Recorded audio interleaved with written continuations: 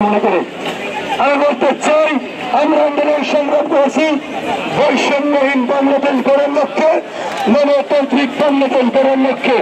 আমরা বলতে চাই প্রত্যেকটা বিশ্ববিদ্যালয়ের ভিত্তির আপনারা বৈষম্য দেখাবেন না, প্রত্যেকটি বিশ্ববিদ্যালয়ের ভিত্তি আপনারা বৈষম্যহীন আচরণ করবেন, প্রত্যেকটি বিশ্ববিদ্যালয়ের ভিত্তি আপনারা সাম্য মনোভাব নিয়ে সেই অবতীর্ণ হবেন বলে আমি মনে করি।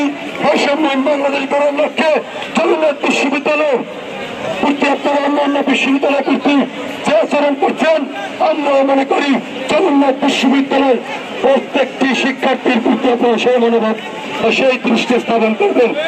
আপনারা যারা ইন্টারিম সরকার আছেন তারা বড় বড় মোবাইল বুঝাই আমি মনে করি আপনাদের শান্তি প্রতিষ্ঠার জন্য এই দেশের প্রত্যেকটি শিক্ষা প্রতিষ্ঠান থেকে শুরু করে বাংলাদেশের প্রত্যেকটা শিক্ষা প্রতিষ্ঠানে আপনারা শান্তি প্রতিষ্ঠার নজির স্থাপন করবেন।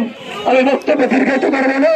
সাধারণ শিক্ষার্থীদের পাশে জগন্নাথ বিশ্ববিদ্যালয়ের সাবেক সকল নেতৃবৃন্দ আগে যেভাবে ছিলেন প্রত্যেকটা আন্দোলন সংগ্রামে প্রত্যেকটা শিক্ষার্থীর পাশে জগন্নাথ বিশ্ববিদ্যালয়ের ছাত্রদল আছেন, থাকবেন এবং ভবিষ্যতে সকল আন্দোলন সংগ্রামে দৃঢ়তা ব্যক্ত করে আমি আমার বক্তব্য শেষ করছি।